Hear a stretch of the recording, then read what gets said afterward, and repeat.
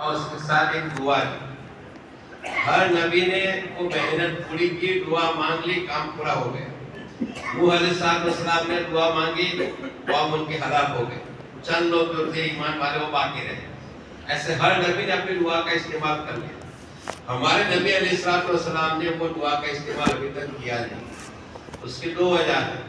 ایک تو اس کا استعمال کریں گے کہاں, قیامت کے میدان میں, اور دوسرا یہ ہے کہ یہ کام ابھی پورا نہیں ہوا ہے.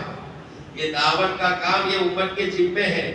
ان لوگوں کے لیے ذمہ داری پوری ہو گئی تھی, ہماری ذمہ داری ابھی پوری نہیں ہوئی ہے. قیامت تک یہ کام چلے گا, اس لیے یہ کام پورا ہوگا. اس لیے دعا کہاں مانگیں گے؟ قیامت کے میدان. جب ان کے پاس جائیں گے, اللہ کے نبی علیہ السلام اللہ کے سامنے سجدہ روز ہو جائیں گے. اللہ پاک پوچھیں گے, اے میرے نبی جی کیا ہے, کیا چاہتے ہیں؟ کہ ان کا حساب کتاب شروع ہو جائے. اللہ پاک فرمائیں گے کہ اچھا ٹھیک ہے, چلو شروع کر دیتے ہیں, لیکن پہلے کس کو بلائے؟ وہ بھی تو ایک مسئلہ ہے. 1,24,000 نبی آئے, ان کی امتیں ہیں, اب کس کو پہلے بلائے؟ اللہ پاک خود فرمائیں گے آپ کی امت کو آگے کرو. کیا کہا جائے؟ تیار رہنا, ہمیں آگے جانا ہے نا, اس لیے 4 مہینے لگاتے رہو. اب دیکھو جو اساتذہ یہاں بیٹھے ہیں یا تو ٹیچر بیٹھے, وہ جانتے ہیں کہ ان کے یہاں جب انسپیکشن ہوتا ہے وہ ہوشیار لڑکوں کو آگے کرتے ہیں, کمزور کو پیچھے رکھتے ہیں تاکہ ذرا امپریشن اچھی پڑے. اللہ کے نبی علیہ السلام سوچیں کہ اب کس کو آگے کریں, تو آپ علیہ السلام ابوبکر صدیق رضی اللہ عنہ کہیں کہ ابوبکر آگے کرو. جب ایسی ہی بات کہی جائے گی, ابوبکر صدیق رضی اللہ عنہ جھاڑو کٹا رونے لگیں گے. جھاڑو کٹا, آپ کا رونا بند نہیں ہو رہا. اللہ پاک فرمائیں گے اس موقع کے اوپر, ابوبکر آگے آؤ, آپ کا کیا حساب ہے؟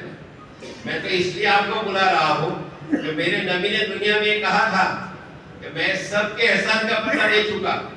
ابوبکر کا احسان کا بدلہ اللہ دے گا, تو میں تو احسان کا بدلہ دینے کے لیے بلا رہا ہوں. آج ایسے حضرت عمر کو اور حضرت عثمان کو بلایا جائے گا. حضرت عثمان غنی رضی اللہ عنہ کا نمبر آئے گا, وہ بھی بہت روئیں گے. حالانکہ آپ رضی اللہ عنہ کا ایک مقام تھا. اللہ کے نبی علیہ السلام 2 بیٹیاں آپ کے نکاح میں تھیں, بلکہ ہم کہتے ہیں کہ میری 100 بیٹیاں ہوتی اور ایک کے بعد ایک کی ضرورت پڑی, 100 بیٹیاں عثمان کے نکاح میں دے دیتے. اور اس کے آگے کی بات بتاؤں, عثمان غنی رضی اللہ عنہ صحابہ یوں کہتے, اللہ کے نبی سے آرام فرماتے اور آپ لیتے ہوئے ہوتے یوں کہیں کہ عثمان آ رہے ہیں, تو آپ بیٹھ جاتے تھے, آپ کا کرتا وغیرہ برابر پہن کر آپ اٹینشن میں آ جاتے تھے. تو صحابہ کے آپ عثمان کی اتنی آپ رعایت کرتے ہیں, یوں کہتے ہیں آپ جانتے ہیں عثمان سے اللہ بھی حیا کرے. جب ان کا نمبر آئے گا وہ بھی جھاڑو کٹا روئے گے, خوب روئے گے. اللہ جل شانہ فرمائیں گے عثمان میں حساب لینے کے لیے نہیں بلا رہا ہوں, وہ دن یاد کرو, عید کا دن تھا.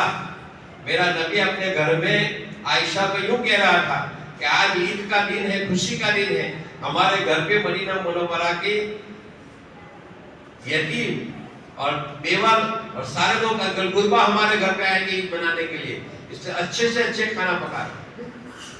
تو عائشہ صدیقہ نے آپ اس موقع پہ کہا یا رسول اللہ ہمارے گھر میں تو کچھ بھی نہیں ہے. کون سا دن تھا؟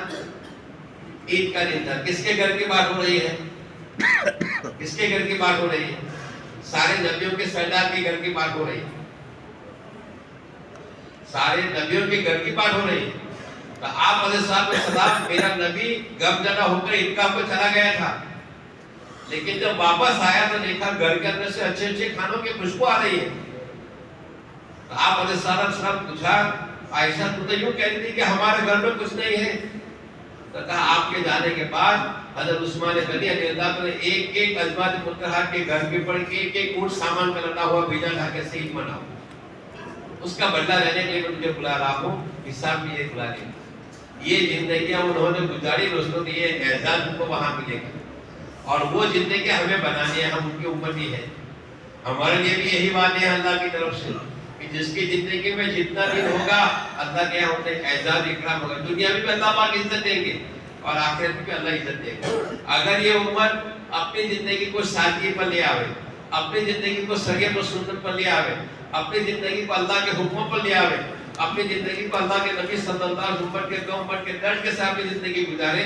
یہ دنیا کی قومیں جو ہمارے پیچھے پڑی ہوئی ہے یہ ہمارے قدموں میں آ کے گر جائے. شان یہ ہے کہ یہ زندگی ہمیں وہ بنانی پڑے گی, اور یہ زندگی بنانے کے اللہ پاک نے موقع دیا ہے. یہ جو زندگی ہم نے موقع, یہ کام اللہ نے ہمارے زمانے میں دیا ہے. ایک زمانہ تھا, میں نے آپ کو بتایا 6 مسجدوں سے 40 پر 3 مسجدیں کیسے بن گئی, مجھے بتاؤ.